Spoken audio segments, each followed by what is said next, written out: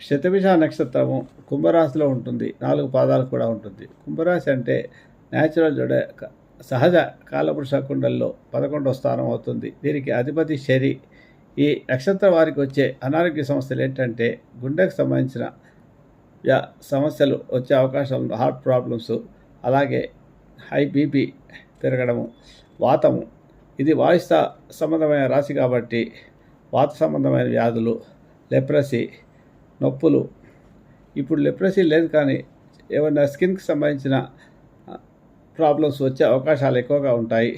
కాబట్టి జాగ్రత్త పడాల్సిన, కాళ్ళను శుభ్రంగా ఉంచుకోవాల్సిన అవసరం ఉంటుంది. వీరు కాళ్ళ నొప్పులు, మోకాలు చిప్పల నొప్పులు, పాదాల నొప్పులు, పిక్కల నొప్పులు వచ్చే అవకాశం ఉంటాయి.